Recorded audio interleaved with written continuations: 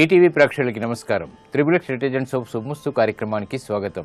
ఈనాడు శుభమస్తు కార్యక్రమంలోని గ్రహఫల మంచంలో గ్రహాల యొక్క స్థితిగతులు, వాటి యొక్క శుభాశుభ ఫలితాల గురించి తెలుసుకుందాం.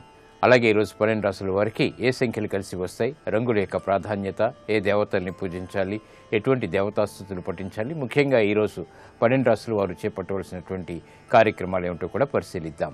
ముందుగా నేటి పంచాంగ వివరాలు. శ్రీ జైనామ సంవత్సరం కార్తీక మాసం దక్షిణాయనం శరదృతువు. ఈరోజు కార్తీక శుద్ధ చతుర్దశి, దీన్నే వైకుంఠ చతుర్దశి అంటాం. ఈరోజు చేపట్టేటువంటి కార్యక్రమాలు చక్కటి ఫలితాలని కలిగిస్తాయి. అలాగే ఈరోజు వారం సోమవారం లేదా బుధవారం. ఈ బుధవారం నాడు ముఖ్యంగా కార్తీక మాసంలో విష్ణు సహస్రనామ పారాయణ మంచి ఫలితాన్ని కలిగిస్తుంది. ఆర్థికపరమైనటువంటి వ్యవహారాల్లో ఏర్పడేటువంటి చిక్కుల్ని దూరం చేస్తుంది. ముఖ్యంగా బుధ దశ నడుస్తున్నటువంటి వారు లేదా బుధ అంతర్దశ నడుస్తున్నటువంటి వారు ప్రతికూల పరిస్థితుల్ని కలిగి ఉన్నట్టయితే ఈ పెసలు దానం అలాగే విష్ణు సహస్రనామ పారాయణ ఈరోజు చేసినట్టయితే ఉత్తమ ఫలితాలు కలుగుతాయి. ఆ ఈతి బాధలు తొలగిపోతాయి. ఇక ఈరోజు నక్షత్రం రేవతి. ఈ నక్షత్రంలో ఈరోజు పుట్టేటువంటి వారికి 4వ పాదంలో పుట్టినట్టయితే దోషం, శాంతి తప్పనిసరి. ఇక ఈరోజు రేవతి నక్షత్రంలో పుట్టేటువంటి వారికి బుధ మహాదశతోటి ప్రారంభమవుతుంది. ఇక ఈరోజు 12 రాశుల వారికి ఏర్పడేటువంటి శుభాశుభ ఫలితాన్ని పరిశీలిద్దాం. ముందుగా మేషరాశి.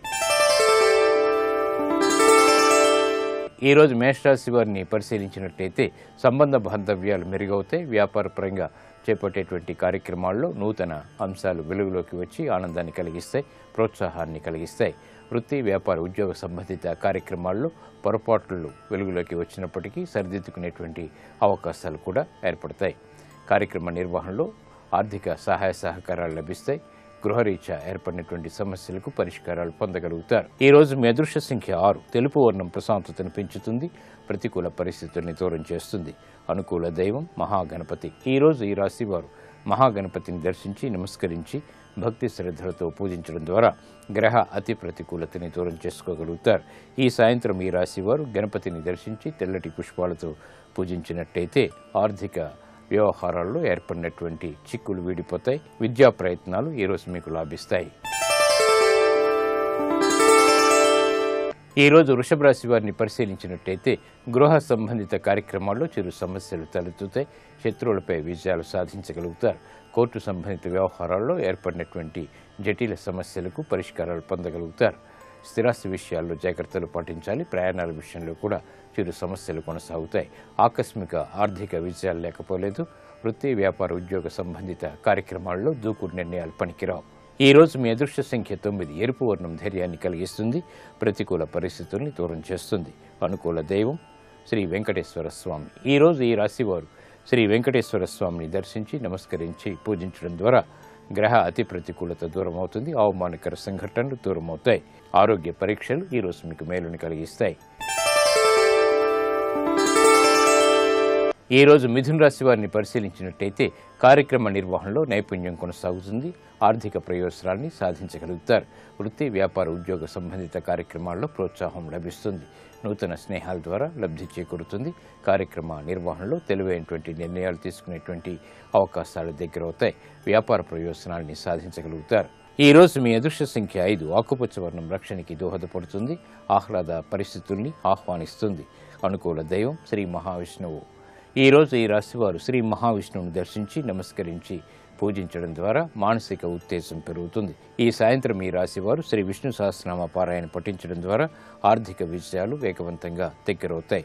ఆర్థిక వ్యవహారాలు, సంభాషణలు, లావాదేవీలు ఈరోజు మీకు లాభిస్తాయి. ఈరోజు కర్కాటక రాశి వారిని పరిశీలించినట్టయితే మానసిక రుగ్మతలు ప్రబలమవుతాయి.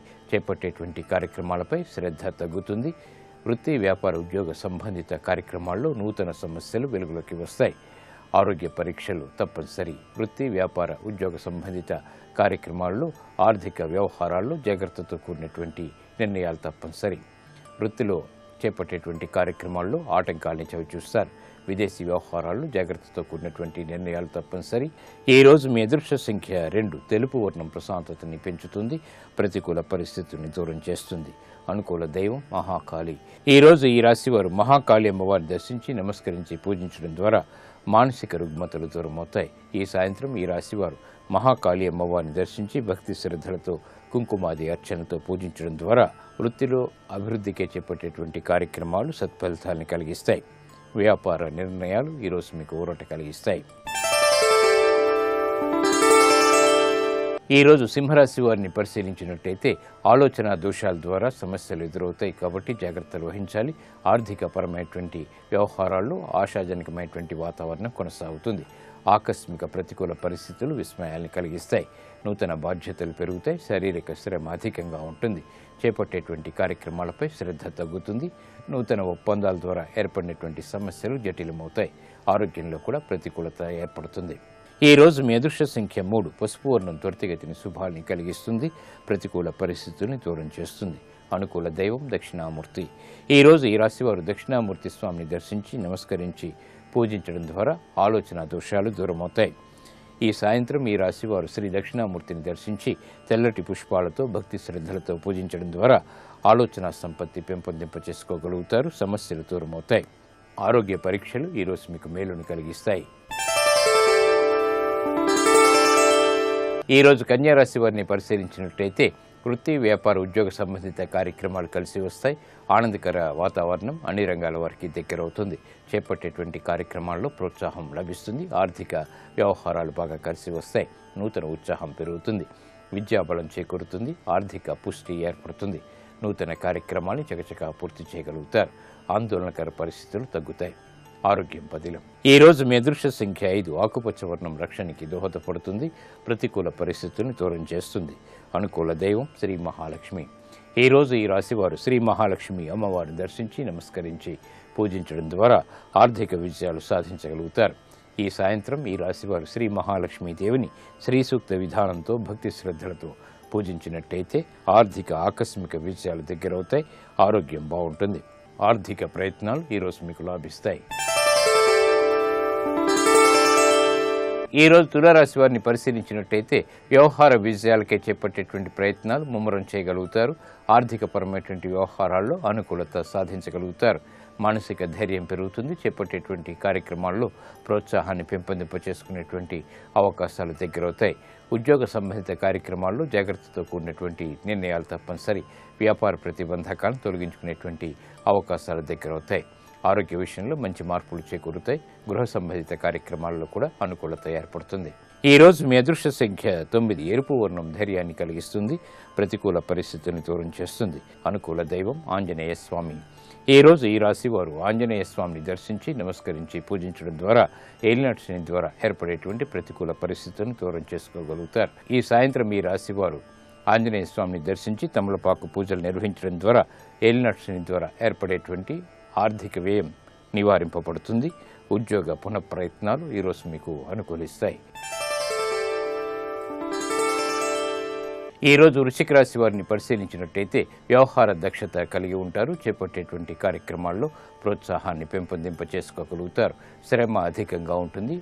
అధిక వ్యయం ఉన్నప్పటికీ ఆదాయాన్ని కూడా కూడగట్టుకునేటువంటి ప్రయత్నాలు కలిసి వస్తాయి. గృహ సంబంధిత విషయాలు అనుకూలిస్తాయి. వ్యాపార ప్రతిబంధకాలు తొలగించుకోగలుగుతారు. విదేశీ సంబంధిత లావాదేవీల్లో అనుకూలత ఏర్పడుతుంది. శుభవార్తలు వింటారు. ఆనందకర వాతావరణం గృహంలో చోటు చేసుకుంటుంది. నూతన వస్తు ప్రాప్తి లేకపోలేదు. ఈ రోజు మీ అదృష్ట సంఖ్య 5. ఆకుపచ్చ వర్ణం రక్షణకి దోహదపడుతుంది. ప్రతికూల పరిస్థితులను దూరం చేస్తుంది. అనుకూల దైవం శ్రీ మహావిష్ణువు. ఈ రోజు ఈ రాశి వారు శ్రీ మహావిష్ణువుని దర్శించి నమస్కరించి పూజించడం ద్వారా ఉత్తమ ప్రయోజనాలు సాధించగలుగుతారు. ఈ సాయంత్రం ఈ రాశి వారు విష్ణు సహస్రనామ పారాయణ పఠించడం ద్వారా మానసిక ఉల్లాసం పెరుగుతుంది. మానసిక ధైర్యం పెరుగుతుంది. తద్వారా కార్యసిద్ధి ఏర్పడుతుంది. విదేశీ సంబంధిత లావాదేవీలు, ప్రయాణాలు, సంభాషణలు ఈరోజు మీకు ఉపకరిస్తాయి. ఈరోజు ధనుసు రాశి వారిని పరిశీలించినట్టయితే ఆర్థిక చిక్కులు ప్రబలమవుతాయి. చేపట్టేటువంటి కార్యక్రమాల్లో శ్రమ అధికంగా ఉంటుంది. గతంలో కన్నా పొరపాట్లు వెలుగులోకి వచ్చేటువంటి పరిణామాలు విస్మయాల్ని కలిగిస్తాయి. వృత్తి, వ్యాపార, ఉద్యోగ సంబంధిత కార్యక్రమాల్లో జాగ్రత్తతో కూడినటువంటి నిర్ణయాలు తప్పనిసరి. విద్యా సంబంధిత ప్రతిబంధకాలని ఎదుర్కొనేటువంటి శక్తి సామర్థ్యాలు మాత్రం కలిగి ఉంటారు. ప్రయాణాల విషయంలో కూడా జాగ్రత్తలు పాటించాలి. ఈ రోజు మీ అదృష్ట సంఖ్య 2. తెలుపు వర్ణం ప్రశాంతతను పెంచుతుంది. ప్రతికూల పరిస్థితులను దూరం చేస్తుంది. అనుకూల దైవం ఈశ్వరుడు.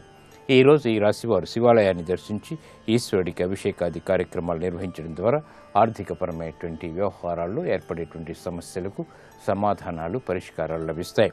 ఈ సాయంత్రం ఈ రాశివారు శివాలయాన్ని దర్శించి బిల్వపత్రితో కూడినటువంటి ఏకాదశ రుద్రాభిషేకంతో కూడినటువంటి పూజల ద్వారా అష్టమ బృహస్పతి ద్వారా ఏర్పడేటువంటి ప్రతికూల పరిస్థితుల్ని, ఆర్థిక ప్రతికూలతని తొలగించుకోగలుగుతారు. రుణ ప్రయత్నాలు ఈరోజు మీకు అనుకూలిస్తాయి. ఈరోజు మకర రాశి వారిని పరిశీలించినట్టయితే ఉద్యోగ ప్రయత్నాలు ఫలిస్తాయి, ఆర్థిక పరిస్థితి మెరుగవుతుంది. నూతన కార్యక్రమాలను వేగవంతంగా ప్రారంభించగలుగుతారు. వ్యాపార ప్రయోజనాలకి చేపట్టేటువంటి కార్యక్రమాల్లో ప్రోత్సాహం లభిస్తుంది. వృత్తి, వ్యాపార, ఉద్యోగ సంబంధిత కార్యక్రమాల్లో నూతన అంశాలు ఆనందాన్ని కలిగిస్తాయి. పట్టుదలతో కూడినటువంటి కార్యక్రమ నిర్వహణ కొనసాగించగలుగుతారు. పిల్లల ద్వారా ఆనందం లభిస్తుంది. కుటుంబ వ్యవహారాల్లో శుభవార్తలు ఆనందాన్ని కలిగిస్తాయి. ఈ రోజు మీ అదృష్ట సంఖ్య 9. ఎరుపు వర్ణం ధైర్యాన్ని కలిగిస్తుంది. ప్రతికూల పరిస్థితుల్ని దూరం చేస్తుంది. అనుకూల దైవం మహాకాళి.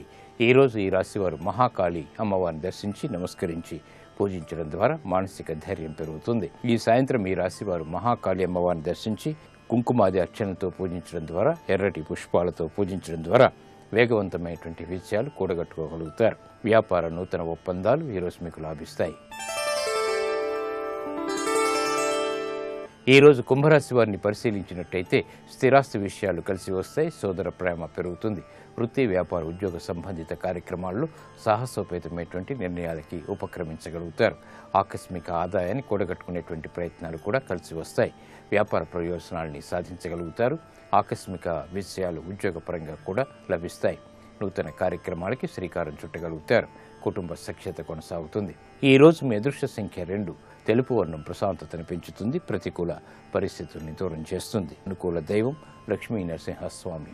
ఈ రోజు ఈ రాశివారు లక్ష్మీ నరసింహస్వామిని దర్శించి నమస్కరించి పూజించడం ద్వారా చిక్కు సమస్యలకు పరిష్కారాలు లభిస్తాయి. ఈ సాయంత్రం ఈ రాశివారు లక్ష్మీ నరసింహస్వామిని దర్శించి పసుపు పుష్పాలతో పూజించినట్టయితే శుభవార్తలు వేగవంతంగా దగ్గరవుతాయి. కోర్టు సంబంధిత వ్యవహారాలు, ప్రక్రియలు, సంభాషణలు ఈరోజు మీకు లాభిస్తాయి. ఈరోజు మీనరాశి వారిని పరిశీలించినట్టయితే ఆరోగ్య చిక్కులు ప్రారంభమైనప్పటికీ ఆనందకర సంఘటనలు వెన్నంటి ఉంటాయి. ఆర్థిక పుష్టి చేకూరుతుంది. ఆర్థిక బలాన్ని పెంపొందింపజేసుకోగలుగుతారు. వృత్తి, వ్యాపార, ఉద్యోగ సంబంధిత కార్యక్రమాల్లో క్లిష్ట సమస్యలకు పరిష్కారాలు లభిస్తాయి. వేగవంతమైనటువంటి నిర్ణయాలు తద్వారా విజయాలు చేకూరుతాయి. ఆనందకర వాతావరణం గృహంలో చోటు చేసుకుంటుంది. కార్యసిద్ధిగా చేపట్టేటువంటి కార్యక్రమాలు సత్ఫలితాన్ని కలిగిస్తాయి. ఈ రోజు మీ అదృష్ట సంఖ్య 9. ఎరుపు వర్ణం ధైర్యాన్ని కలిగిస్తుంది. ప్రతికూల పరిస్థితిని దూరం చేస్తుంది. అనుకూల దైవం ఆంజనేయ స్వామి. ఈ రోజు ఈ రాశివారు ఆంజనేయ స్వామిని దర్శించి నమస్కరించి పూజించడం ద్వారా ఉత్తమ విషయాలు సిద్ధిస్తాయి. శుభవార్తలు వింటారు. ఈ సాయంత్రం ఈ రాశివారు ఆంజనేయ స్వామిని దర్శించి తమలపాకులతో కూడినటువంటి పూజాది కార్యక్రమాలు భక్తి శ్రద్ధలతో నిర్వహించడం ద్వారా మనోధైర్యం పెరుగుతుంది. తద్వారా వేగవంతమైనటువంటి విషయాలని ఆహ్వానించగలుగుతారు. విద్యా ప్రయత్నాలు ఈరోజు మీకు లాభిస్తాయి. ఇప్పుడు ఆరోగ్యం ఆయుర్వేద అంశంలో అనారోగ్య సమస్యలకు ఆయుర్వేద పరిష్కార మార్గాలు తెలుసుకుంటారు.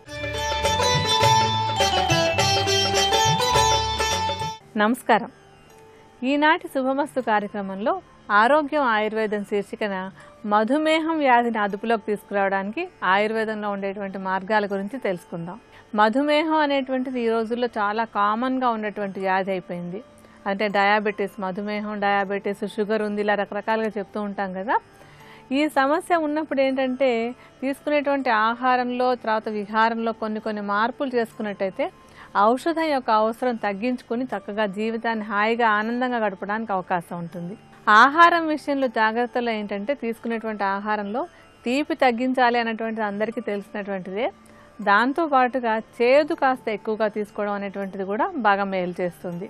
అంటే చేదుగా ఉండేటువంటి కాయగూరలు, ఆకుకూరలు రోజు తీసుకోవడం అనేటువంటిది ఒక అలవాటు చేసుకోవాలి. అలాగే పచ్చికూరల రసం తీసుకోవడం కూడా, అంటే పచ్చికూరల రసాన్ని ఒక కప్పుడు రోజు తీసుకుంటూ ఉన్నా కూడా చక్కెర అదుపులో ఉండడానికి అది ఆహారపరంగా సహాయపడుతుంది. ఇంకా ఔషధ పరంగా చూసినట్టయితే కనుక ఒక 2 మూలికలతో చేసుకునేటువంటి ఔషధం ఈ మధుమేహాన్ని అదుపులో ఉంచుకోవడానికి బాగా తోడ్పడుతుంది. ఆ 2 ఏమేంటంటే మొట్టమొదటిది ఉసిరి. ఈ ఉసిరికాయలకి రసాయనంగా పనిచేసేటువంటి గుణం చాలా బాగా ఉంటుంది. అంటే రసాయనాలన్నీ కూడా శరీరంలో ఏ అవయవం ఎలా పనిచేయాలో, ఏ కణం ఎలా పనిచేయాలో అవి అలా పనిచేసేందుకు బాగా తోడ్పడతాయి అన్నమాట. ఉసిరికాయలని నీడలో ఎండబెట్టేసి దాన్ని చూర్ణంలాగా చేసుకోవాలి. ఈ చూర్ణాన్ని ఒక 50 గ్రాముల పరిమాణంలో తీసుకోండి. ఈ ఔషధంలో వేసుకోవాల్సినటువంటి రెండో మూలిక ఏంటంటే పసుపు. ఈ పసుపుకు కూడా మధుమేహాన్ని అదుపులో ఉంచేటువంటి గుణం చాలా బాగుంటుంది. పసుపు మనకి చక్కటి మంచి క్వాలిటీ ఉన్న పసుపు సంపాదించుకోవాలి. లేకపోతే చక్కగా పసుపు కొమ్ములను తీసుకొచ్చి వాటిని దంచి చూర్ణం చేసుకున్నట్టయితే కనుక మనకి మంచి ఫలితాలు లభిస్తాయి. ఈ పసుపు చూర్ణాన్ని కూడా ఉసిరి చూర్ణంతో సమానంగా 50 గ్రాములే తీసుకోండి.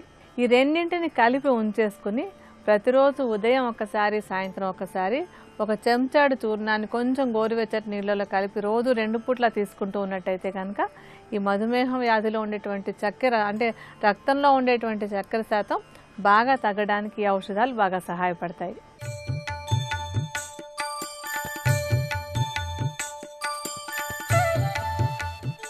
నేను పరమేశ్వరుణ్ణి పొందగలను, దానికి ఇది మార్గం అనుకున్న వాడికి ఈశ్వరుడు ఎప్పుడు లభించడు. పిచ్చి భక్తితో వేదం చెప్పింది, గురువు చెప్పారు.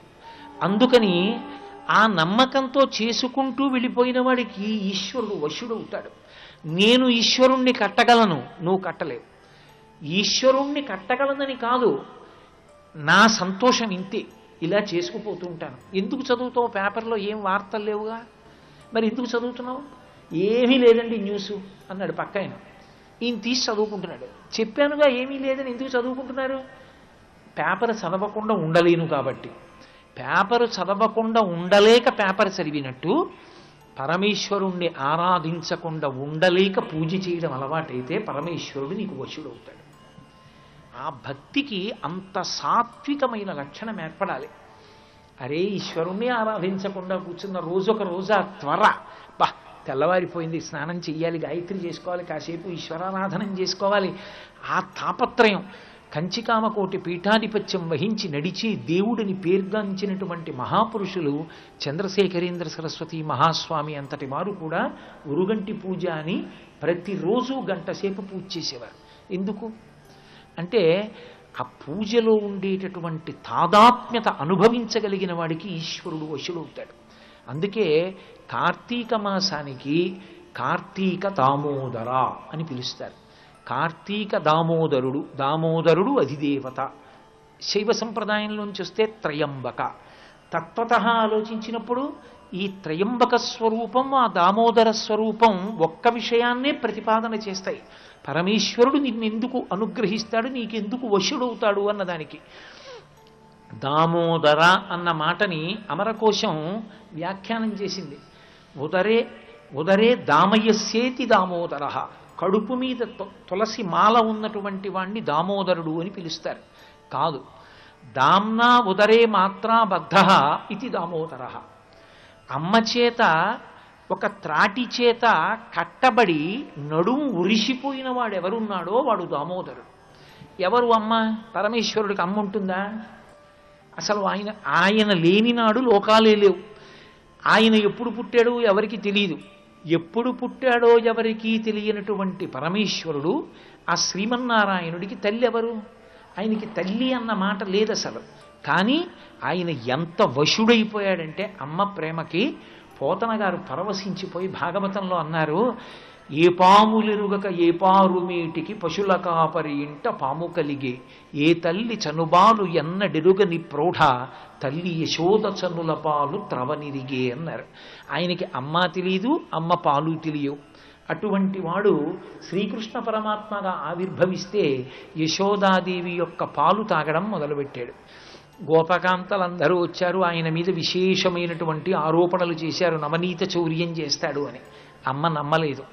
అమ్మంది, ఎందుకమ్మా అన్ని మాటలు చెప్తారు, వాడు ఎక్కడికి వెళ్ళడు, ఎప్పుడూ మా ఇంట్లోనే ఉంటాడమ్మా పిల్లాడు, తప్పు కదా పిల్లాడి మీద ఇన్ని మాటలు చెప్పడం అంది. మహానుభావుడు ఒక గొప్ప లీల చేశాడు. భాగవతం అంతా ఒకెత్తు, దామోదర లీల ఒక్కటి ఒకెత్తు. దామోదర లీల దగ్గరికి వచ్చేటప్పటికీ బ్రహ్మచారులు, గృహస్థు, వానప్రస్థు, సన్యాసి 4 ఆశ్రమాల్లో ఉన్న వాళ్ళు దామోదర లీల వింటారు. ద్వాదశి నాడు శ్రీ మహావిష్ణువు నిద్రలేస్తారు. నిద్రలేచి తులసి బృందావన ప్రవేశం చేస్తారు. ఆయన కూడా నిద్రపోతే లోకాల్ని పరిపాలించేవాడెవడు? ఆయన నిద్రపోవడం ఏమిటి? నేను తెల్లవారుజామున సూర్యోదయాత్ పూర్వం లేవకుండా పడుకుంటేనే నేను కృతఘ్నుడిగా పిలవబడతాను. ఈశ్వరుడు వచ్చేశాడు, నేను లేవలేదు. కృతఘ్నఘ్నాయ దేవాయ జ్యోతిషాం పతయే నమః. లేవాలి, పరమేశ్వరుడు వచ్చేటప్పటికి నిద్ర లేచి స్వాగతం చెప్పాలి. అటువంటిది నేనే లేవకపోతే తప్పు కదా. 4 నెలలు గుర్రు పెట్టి నిద్రపోయేవాడు పరమేశ్వర స్వరూపం ఎలా అవుతాడు?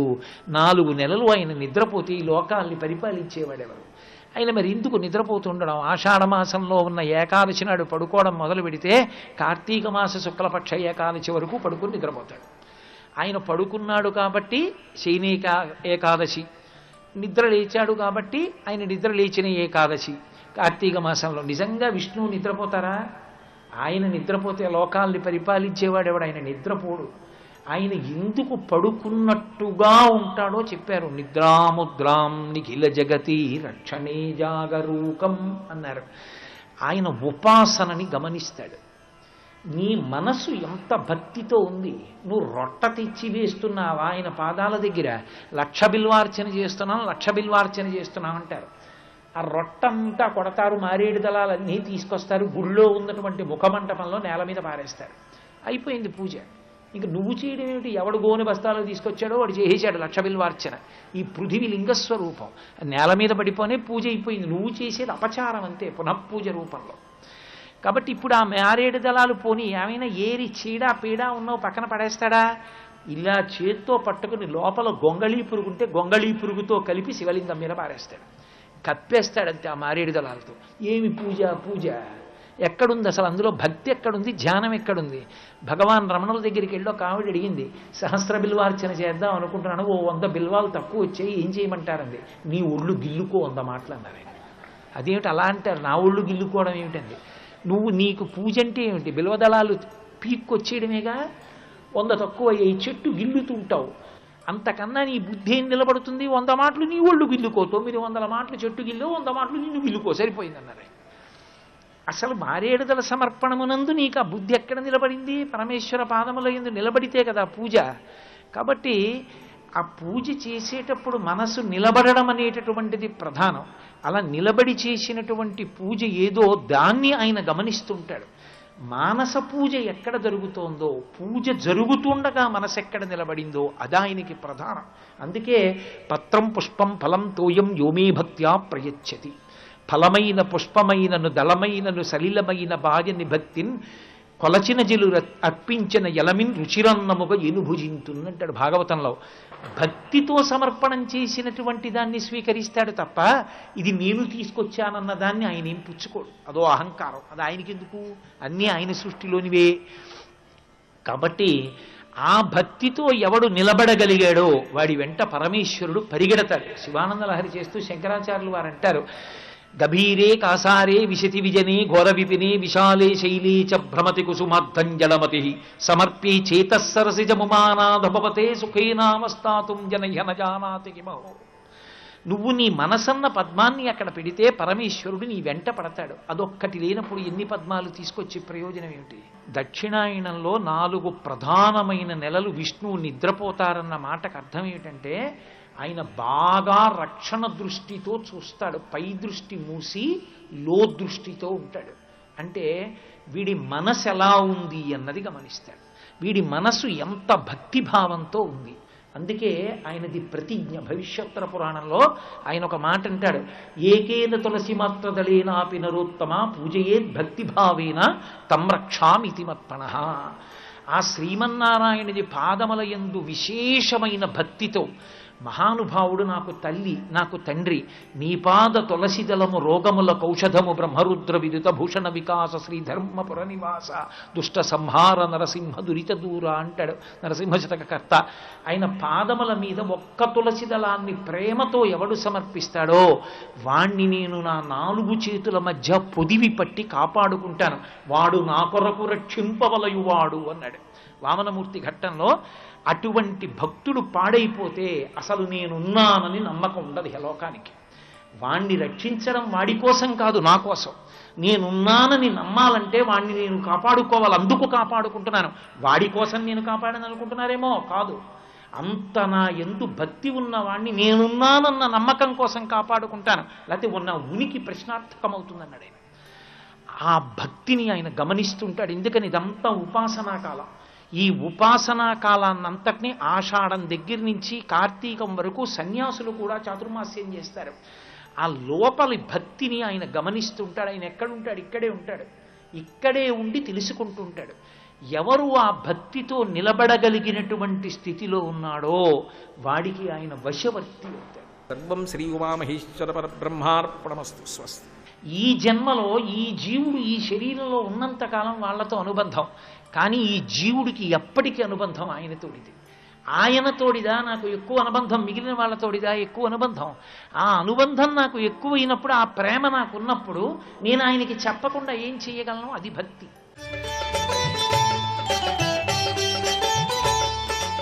మధుమేహంతో బాధపడేటువంటి వాళ్ళకి మానసిక ఒత్తిడి అనేటువంటిది ఒక శత్రువులా ఉంటుంది. అంటే మానసిక ఒత్తిడి ఉన్నప్పుడు ఎన్ని మందులు వేసుకుంటూ ఉన్నా సరే రక్తంలో చక్కెర శాతం బాగా పెరిగిపోతూ ఉంటుంది. అందుకని మనసుని ప్రశాంతంగా ఉంచుకునేందుకు ప్రయత్నాలు చేయాలి. అలాగే ప్రతిరోజు ఒక 45 నిమిషాల పాటు వ్యాయామం చేయడం, అంటే వయసును బట్టి నడవడం కానీ పరిగెత్తడం కానీ చేస్తూ ఉంటే కూడా రక్తంలో చక్కెర తొందరగా అదుపులోకి వచ్చేందుకు అవకాశం ఉంటుంది. వీటితో పాటుగా చక్కటి ఫలితాలను ఇచ్చేటువంటి మరొక ఆయుర్వేద ఔషధం గురించి కూడా తెలుసుకుందాం. ఈ ఔషధం తయారు చేసుకోవడానికి కూడా మనకి 2 మూలికలు కావాలి. అందులో మొట్టమొదటిది మధునాశిని. ఈ మధునాశిని అనే మూలికని తెలుగులో చెప్పేటప్పుడు పొడపత్రి అంటూ ఉంటారు. దీనికి రక్తంలో ఉండేటువంటి చక్కెర శాతం, అంటే అధికంగా ఉన్నటువంటి చక్కెరని తగ్గించేటువంటి గుణం చాలా బాగా ఉంటుంది. అందుకే ఆ పేరులోనే మధునాశిని అనేది ఉందన్నమాట. ఈ పొడపత్రి ఆకు చూర్ణాన్ని సుమారుగా ఒక 50 గ్రాముల పరిమాణంలో తెచ్చి విడిగా ఉంచుకోండి. ఇంకా ఈ ఔషధంలో మనకు కావాల్సినటువంటి రెండవది ఏంటంటే పత్తి గింజలు, అంటే పత్తి లోపల ఉండేటువంటి గింజలు. ఈ పత్తి గింజలకు కూడా ఈ రక్తంలో అధికంగా ఉండేటువంటి చక్కెరను తగ్గించేటువంటి గుణం చాలా బాగుంటుంది. అయితే ఈ పత్తి గింజల్ని మనం చూర్ణంలాగా ఏమి చేసుకోక్కర్లేదు. ఆ గింజలు కొంచెం మనం తెచ్చుకుని విడిగా ఒక దానిలో పెట్టుకుని ఉంచేసుకోండి. ఇది ఔషధంగా వాడుకోవడానికి ఏం చేయాలంటే సుమారుగా ఒక 10 గ్రాముల పరిమాణంలో పత్తి గింజలను తీసుకొని దాంతో పాటుగా 1/2 చెంచాడు ఈ పొడపత్రి చూర్ణాన్ని కూడా కలుపుకొని ఈ రెండింటిని కొంచెం ఒక 1/2 కప్పు నీళ్ళలో వేసి నాననివ్వాలి. అలా దాదాపుగా ఒక 10-12 గంటల సేపు నాననిచ్చి ఆ తర్వాత వడపోసేసుకుని ఆ నీటిని తాగాలన్నమాట. ఈ విధంగా ఉదయము సాయంత్రము 2 పూట్ల కూడా భోజనం చేసిన ఒక 15 నిమిషాల తర్వాత రోజు తీసుకుంటూ ఉన్నట్టయితే రక్తంలో అధికంగా ఉండేటువంటి చక్కెర శాతం తగ్గి మధుమేహం అదుపులోకి రావడానికి అవకాశం ఉంటుంది. మరికొన్ని అనారోగ్య సమస్యలు, వాటికి ఉండేటువంటి ఆయుర్వేద పరిష్కారాల గురించి రేపటి శుభమస్తులో తెలుసుకుందాం.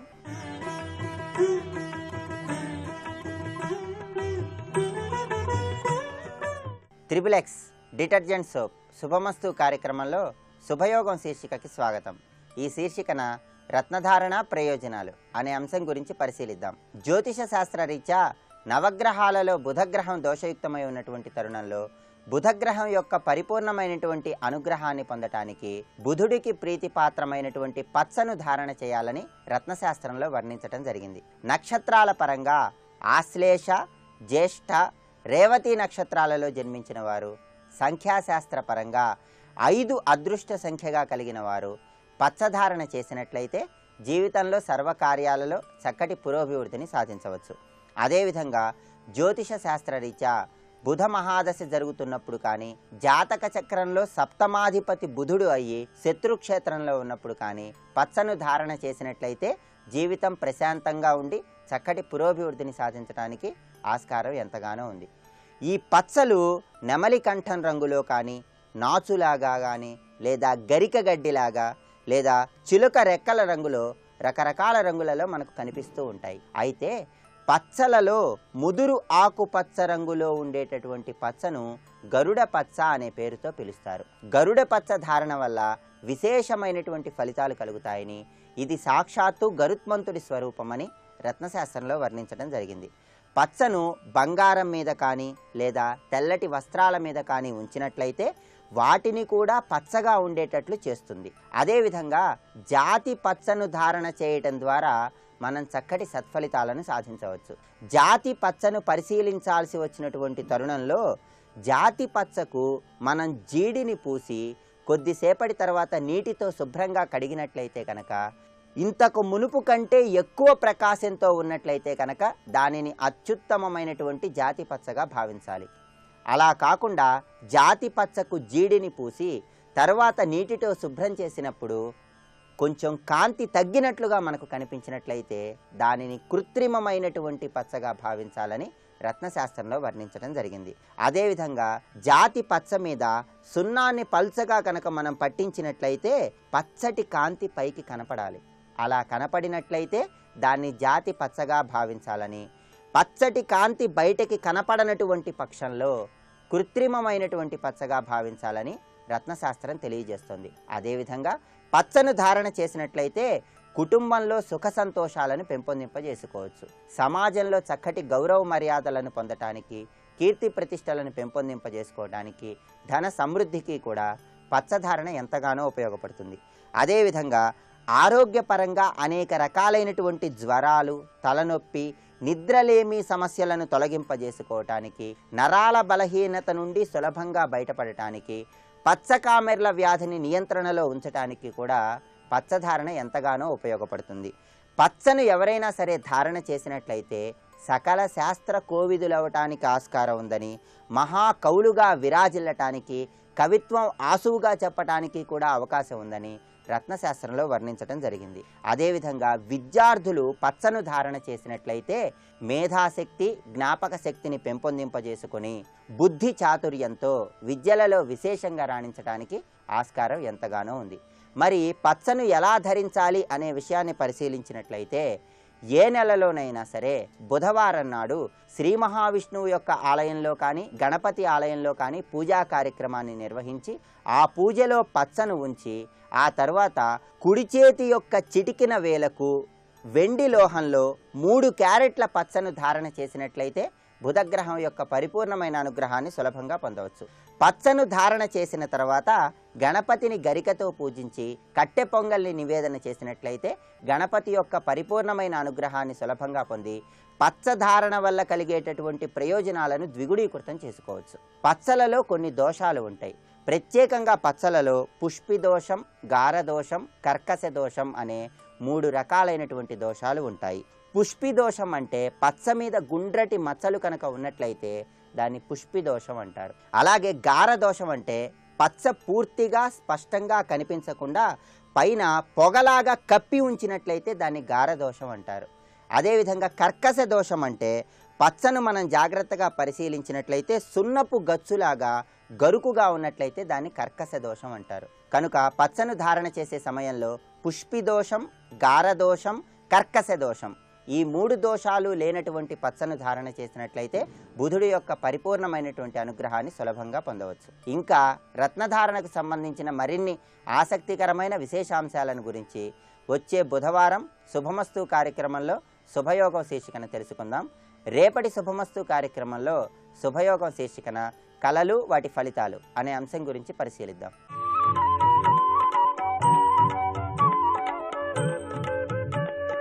ఈటీవీ ప్రేక్షకుల నమస్కారం. ట్రిపుల్ ఎక్స్ డిటర్జెంట్ సోప్ శుభమస్తు కార్యక్రమంలో నక్షత్ర యోగానికి స్వాగతం. పునర్వసు నక్షత్రం చతుర్థ పాదం. తేజస్వీ ప్రియకర చతుర్థాంశే చంద్రాంశ. 4వ పాదం చంద్రుడి యొక్క అంశకు సంబంధించింది, చంద్రాంశది. తేజస్వి విశేషమైనటువంటి ముఖవర్చస్సు కలిగినటువంటి వ్యక్తులు. ప్రియకర అందరితోనూ కూడా అనుకూలంగా మాట్లాడేటటువంటి వాక్సంపద ఉంటుంది వీళ్ళకి. ధనవాన్ చతుర్థ పాదస్య చంద్ర ధనాంశ తేజస్వి ప్రియకర. ధనవాన్ ధనవంతులై ఉంటారు, సంపదను అస్సలు ఉపయోగించరు. మానసిక ఆనందమే వీళ్ళకి విశేషమైన శక్తినిస్తుంది. భౌతికంగా ఎంత ఉన్నప్పటికీ వాళ్ళ పేరు మీద ధనం ఉన్నది అని తెలిస్తే మాత్రం వాళ్ళు పరమానందాన్ని పొందుతారు. నిల్వ చేసినటువంటి నిక్షిప్తమైన ధనము వీరి సొత్తు, బాగా సంపాదిస్తారు. ఉన్నది అనే భావన వీళ్ళల్లో సంతృప్తినిస్తుంది. 3వ పాదంలో ఉన్నది అనే భావనతో పాటుగా ఆ సంపద భౌతికంగా అనుభవిస్తూ ఉండేటటువంటి తత్వం ఉంటుంది. 4వ పాదంలో అనుభవించరు, ఉన్నది అనే తృప్తి. ఉన్న ధనాన్ని తీసి ఉపయోగించామా అంటే మాత్రం వాళ్ళు తట్టుకోలేరు. ఎందుకని? చంద్రమా మనసు జాత, ఈ మానసిక చైతన్యాన్ని ఇచ్చేటటువంటి గ్రహము చతుర్థ పాదానికి అంశాధిపతిగా ఉన్నాడు కాబట్టి చంద్రాంశలో జన్మించడం వల్ల మానసిక సంపద బాగుంటుంది. దాంతోపాటుగా ఆకర్షణీయమైన రూపము, తరచూ నిర్ణయాలని మార్చుకోవటము, కాలానుగుణంగా ప్రవర్తించటము, ప్రకృతికి సంబంధించినటువంటి ఆ పరిసర ప్రభావాలని ఉపయోగించుకుంటూ కాలానికి తగ్గట్టుగా వాళ్ళ భావజాలాన్ని మార్చుకుంటూ వెళ్ళటం, వాళ్ళ భావస్వరూపాన్ని మార్చుకుంటారు, వాళ్ళ మాటలని మార్చుకుంటారు, భాగ్యములని కలిగి ఉంటారు. వారితో పాటు ఉన్న వాళ్ళందరూ కూడా భోగములని అనుభవించాలని కోరుకునేటటువంటి గొప్ప స్వభావం, మంచి మనస్సు ఉంటుంది, మనోధైర్యం తక్కువగా ఉంటుంది. వాళ్ళు చేసే పని, వాళ్ళు తీసుకునే నిర్ణయాలు సరిగ్గా ఉన్నాయా లేవా అనే అంశాన్ని కుటుంబ సభ్యులతో చర్చించిన తర్వాత కానీ ముందడుగు వేయలేరు. ఇది ఆ మానసికంగా కొంచెం తడబాటు, చంచలత్వము కనపడుతూ ఉంటాయి. ఆత్మవిశ్వాసం తక్కువగా ఉంటుంది. 1-2 సార్లు ఆలోచించి పెద్దవాళ్ళని అడిగి చేస్తూ ఉంటారు. ప్రతి దాంట్లో కూడా సంశయాత్మకమైన నిర్ణయాలు, సమస్యాత్మకమైన నిర్ణయాలు. ఈ పని చేయాలా, ఆ పని చేయాలా, కన్ఫ్యూషన్ ఎక్కువ. ఈ పని చేయాలా, ఆ పని చేయాలా, ఇటు వెళ్ళాలా, అటు వెళ్ళాలా, ఈ వస్త్రం తీసుకోవాలా, ఈ వస్త్రం తీసుకోవాలా, డోలాయమాన స్థితి. పక్కన ఎవరో ఒకళ్ళు ఉండి ఇది నీకు మంచి పని అని కనుక చెప్తే, ఇది నీకు అనుకూలమైన నిర్ణయం అని చెప్పినప్పుడు ఇంకా ఆలోచించకుండా వాళ్ళు ముందుకు వెళుతూ ఉంటారు. ఇతరుల యొక్క నిర్ణయాలపైన ఆధారపడి ముందుకు వెళతారు. అవి వాళ్ళకి అనుకూలంగా మారుతాయి. ప్రాపంచిక విషయాలలో జయము, అలాగే ఉద్వేగము, ఉత్సాహము, చైతన్యము ఇవన్నీ ఉంటాయి వాళ్ళకి. ప్రకృతిని చూచినప్పుడు విశేషంగా ఆనందించటము, ప్రతి పనిలో కూడా నిమగ్నం అవటము, ఏకోన్ముఖమైనటువంటి స్థితి. వాళ్ళు పనిలో నిమగ్నమైనప్పుడు ఎవరైనా వచ్చి కదిలిస్తే తత్తరపాటు, తొత్తురుపాటు, కొద్దిగా అలా భయపడటం, జంకటం ఇలాంటివి కనపడుతూ ఉంటాయి. ఇక్కడ ఆ మార్జాల లక్షణాలు బాగా కనపడుతూ ఉంటాయి. ఎవరికి హాని చేయనటువంటి తత్వం. ఎవరైనా హాని చేస్తుంటే మాత్రం వెళ్ళి అడ్డుపడిపోతారు. హాని ఎవరైనా పొందుతున్నారంటే వాళ్ళని వెళ్ళి రక్షిస్తారు. ఇలాంటి మంచి స్వభావాలు. దాంతోపాటుగా దయాబుద్ధి, విశేషమైనటువంటి బుద్ధి బలం, శరీర బలం, మానసిక శక్తి ఇవన్నీ కలిగి ఉన్నాయి. ప్రజానురంజకంగా కార్యనిర్వహణ సామర్థ్యము కలిగి ఉంటారు. కార్యనిర్వహణ దక్షత కలిగి ఉంటారు. బుద్ధి బలం విశేషంగా ఉంటుంది. పునర్వసు నక్షత్రములో 4వ పాదంలో జన్మించడం అత్యంత ఉత్తమంగా చూపిస్తోంది. పునర్వసు నక్షత్రం వాళ్ళకి అదృష్టవారం సోమవారం. శుభ కార్యక్రమాల్లో ధరించవలసినటువంటి అదృష్టపు రంగు తెలుపు రంగు. అదృష్ట దైవం సాక్షాత్తు పరమేశ్వరుడు. అలాగే చంద్రుణ్ణి ధ్యానించినా కూడా మంచి ఫలితాలు వస్తాయి. రేపటి శుభమస్తు కార్యక్రమంలో పుష్యమి నక్షత్రం 1వ పాదంలో జన్మించిన వారి స్వభావము, వారి భవిష్యత్తు, వారి యొక్క అదృష్ట దైవం గురించి తెలుసుకుందాం. ఇప్పుడు ఆరోగ్యము యోగా అనే శీర్షికన అనారోగ్య సమస్యల నివారణకై ఉపకరించే కొన్ని యోగాసనాలని పరిశీలన చేద్దాం. ముఖంపై మొటిమల నివారణకు సర్పాసనం ఉపకరిస్తుంది. ముఖంపై మొటిమలు ఆహార విహారాల లోపాల వల్ల, ముఖ పరిశుభ్రత లోపించటం వల్ల, కాలుష్యం వల్ల, అధిక కొవ్వు పదార్థాల్ని ఆహారంలో తీసుకోవటం వల్ల ముఖంపై మొటిమలు వచ్చే అవకాశం ఉంది. మొటిమల నివారణకు సర్పాసనం మంచి పరిష్కారం. నేలపై మోకాళ్ల మీద కూర్చోవాలి. తరువాత 2 కాళ్లు చాపాలి. 2 కాళ్లు వెనక్కి చాపి ఉన్న స్థితిలో 2 భుజాల మీద నుంచి 2 వైపులా తల తిప్పి చూడాలి. ఈ ఆసనం వల్ల ముఖానికి చక్కటి వ్యాయామం చేకూరుతుంది.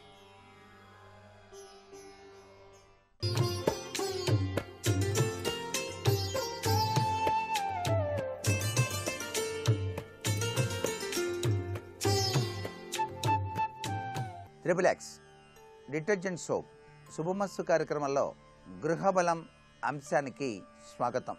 వాస్తుశాస్త్రరీత్యా దిక్కుల యొక్క శుభాశుభాల్లో దోషాలు గనక ఉన్నట్లయితే వాటిని సవరించుకునేటువంటి విధి విధానం మనకు వాస్తుశాస్త్రం చాలా చక్కగా విశదీకరించింది. ఈ దిక్కుల్లో దక్షిణ దిశ యమస్థానంగా మనకు శాస్త్రంలో చెప్పారు. యముడు యొక్క స్థానమైనటువంటి ఈ దిశకు ఆయన యొక్క ఆయుధం దండంగాను, ప్రతినిధి గ్రహం కుజుడుగాను చెప్పడం జరిగింది. కాలపురుషుని యొక్క ఎడమ శ్వాసకోశాన్ని, రొమ్ములను ప్రభావితం చేస్తుంది. కాబట్టి విశాలమైన ఎత్తైన దక్షిణ భాగం గృహ యజమానికి సుఖ సమృద్ధులను, ఆరోగ్యాన్ని కలిగింపజేస్తుంది. ఈ దక్షిణ దిశలో గనక వాస్తు దోషం గనక ఉంటే, లేక ఆ ఇంట్లో గనక లేక ద్వారంపై కుజ యంత్రాన్ని అతినిష్టాగరిష్టాతో చక్కగా జపం చేసి దాన్ని గనక స్థాపించినట్లయితే సర్వే సర్వత్రా శుభదాయకవంతమైన ప్రభావంతో జీవితాన్ని గడపడానికి ఆస్కారం ఉంటుంది. దక్షిణ దిశ వైపు ఇల్లు కట్టుకున్నటువంటి వాళ్ళు గణేష తోరణాలు అని చెప్పేసి అమ్ముతారు. గణేష తోరణాన్ని దక్షిణ దిశలో సింహద్వారానికి కనుక అలంకరింపచేసుకున్నట్లయితే సర్వే సర్వత్రా కూడా శుభదాయకవంతమైన ప్రభావంతో దక్షిణ దిశలో నివసించేటువంటి యజమానులు అనుభవిస్తారు సుమా. అలాగే ఆంజనేయ స్వామి వారిని లేదా భైరవుణ్ణి కూడా ఆరాధన చేయటం సర్వే సర్వత్రా శుభదాయకం. దక్షిణ దిశలో ఇల్లు కట్టుకునే వాళ్ళు తప్పనిసరిగా ఎత్తైన అరుగుల్ని మాత్రం నిర్మాణం చేసుకోవాలి. ఈశాన్య దిశ, ఈశాన్య దిశ అన్నప్పటికీ మనకు ఉత్తర ఈశాన్యం, తూర్పు ఈశాన్యం, రెండు ఈశాన్యాలు. అక్కడ ఈశాన్య దిక్కుకు ఆయుధం సాక్షాత్తు పరమేశ్వరుని యొక్క త్రిశూలం. ఆ యొక్క ప్రతినిధి గ్రహం గురువుగా మనకు శాస్త్రాల్లో చెప్పారు. కాలపురుషుని యొక్క కుడికనుకు ప్రభావితం చేస్తుంది ఈ దిశ. ఈశాన్యంలో కనుక ఎత్తుగా ఉండటం, గుంటగా లేకపోవటం ఇత్యాది వాస్తు దోషాలు కనుక ఈశాన్య దిశలో కనుక ఉన్నట్లయితే రుద్రతోరణం అంటే శివునికి సంబంధించినటువంటి తోరణాన్ని ఈశాన్య దిశలో తప్పనిసరిగా మీ సింహద్వారానికి కట్టుకోవటం సర్వే సర్వత్రా కూడాను శుభదాయకంగా వాస్తుశాస్త్రం మనకు తెలియజేస్తోంది. శివుని ఉపాసించి సోమవారం నాడు మాత్రం తప్పనిసరిగా ఉపవాసం ఉండాలి. ఇలా గనక ఉన్నట్లయితే ఈశాన్య దిశలో గృహాలు నిర్మాణం చేసుకున్నటువంటి వాళ్ళు తప్పనిసరిగా సుఖ సంతోషాలతో తమ జీవితాన్ని కొనసాగిస్తారు సుమా. అలాగే ఆగ్నేయ దిశ, ఆగ్నేయ దిశ వినాయకుడిగా చెప్తాం, అధిపతి. ఆ స్వామివారు ఆయుధం శక్తి ఆయుధంగా చెప్పారు. ప్రతినిధి గ్రహం శుక్రగ్రహంగా చెప్పడం జరిగింది. ఈ దిశకు ఆరోగ్యంతో అవినాభావ సంబంధం అధికంగా ఉంటుంది. అందుచేత ఆగ్నేయ దిశ కనుక దోషాలు కనుక ఉన్నట్లయితే ఇంట్లో అందరూ అనారోగ్యానికి గురయ్యే సూచనలు ఉంటాయి. అందుచేత ఆగ్నేయ దిశలో దోషభూయిష్టమైనటువంటి ప్రభావం వాస్తుశాస్త్రరీత్యా కనుక ఉన్నట్లయితే తప్పనిసరిగా ఆ ప్రవేశ ద్వారానికి ఆగ్నేయంలో శుభకరమైనటువంటి గణేశ యంత్రాన్ని ప్రతిష్ఠించటం మరువకండి. గణేశ యంత్రం, సిద్ధి గణపతి యంత్రం సర్వే సర్వత్రా శుభదాయకవంతమైన ప్రభావాన్ని కలిగింపచేస్తుంది. ఈ ఇంట్లో నివసించేటువంటి వాళ్ళు నిత్యం కూడా గణేశుని పూజించడం చాలా మంచిది. ఇక వాయువ్య దిశ అంటారు. వాయువ్య దిక్కుకు అధిపతి సహజసిద్ధంగా వాయుదేవుడే. అందుచేత ఆయన ఆయుధం అంకుశంగా ఉంటుంది. ప్రతినిధి గ్రహం చంద్రుడుగా ఉంటాడు. కాబట్టి వాయువ్యంలో గనక వాస్తు దోషం గనక ఉన్నట్లయితే ద్వారానికి లోపల బయట శ్వేతార్క గణపతిని తప్పనిసరిగా తగిలించుకోవాలి. శ్రీ యంత్రం అనేటువంటిది మీ ఇంట్లో తప్పనిసరిగా ఉండాలి. అంతేకాకుండా ఇంట్లో చంద్ర యంత్రాన్ని కూడా స్థాపించుకోవటం సర్వే సర్వత్రా కూడా శుభదాయకవంతమైన ప్రభావాన్ని కలిగింపచేస్తుందని చెప్పడంలో ఏమాత్రం సందేహం లేదు. ఇక నైరుతి దిక్కు, ఈ యొక్క నైరుతి దిక్కుకు అధిపతి రాక్షసుడు, ప్రతినిధి గ్రహం రాహువుగా చెప్పడం జరిగింది. ఈ నైరుతి దిశ కనుక సవ్యంగా గనక ఉంటే సంపదలన్నీ కూడా వృద్ధి చెందుతాయి. నైరుతి దిశలో వాస్తు దోషం ఉంటే ఇంట్లో రాహు యంత్రాన్ని స్థాపించి పూజ చెయ్యాలి. ప్రవేశ ద్వారంపై బూడిద రంగు గణపతిని ఉంచటం సర్వే సర్వత్రా శుభదాయకం. ప్రకృతికి మానవుడు తలవంచక తప్పదు కాబట్టి ఈ యొక్క దిశల్లో ఏ ఏ దోషాలున్నా ఆయా ప్రభావ తత్వాన్ని అర్థం చేసుకొని ఆయా నివారణ ఉపాయాలు చేసుకోవడం సర్వే సర్వత్రా శుభదాయకం. రేపు కార్తీక పూర్ణిమ. ఈ సందర్భంగా గృహంలో ప్రతి వాళ్ళు కూడా పాటించవలసిన నియమాలు ఏమిటో మనం తెలుసుకుందాం. ఇప్పుడు ఆరోగ్యం యోగా అనే శీర్షికన అనారోగ్య నివారణకు ఉపకరించేటువంటి యోగాసనాలు ఏమిటో చూద్దాం. ద్విహస్తబంధ త్రికోణ ఆసనం మొటిమల నివారణకు మంచి పరిష్కారం. నేలపై మోకాళ్ల మీద కూర్చొని తలను మెల్లగా నేలకు తాకించాలి. ఆ తర్వాత మోకాళ్లు ఎత్తాలి. వీపును 2 చేతులతో బంధించాలి. ఈ ద్విహస్తబంధ త్రికోణ ఆసనం సాధనం వల్ల ముఖానికి, ముఖ కండరాలకు మంచి వ్యాయామం అందుతుంది. ద్విహస్తబంధ త్రికోణాసనం సాధనం వల్ల ముఖ కండరాలు చైతన్యవంతమవుతాయి. ముఖభాగంలోని మాలిన్యాలు, స్వేదగ్రంథులు తొలగి మొటిమలు నివారణ చెందుతాయి.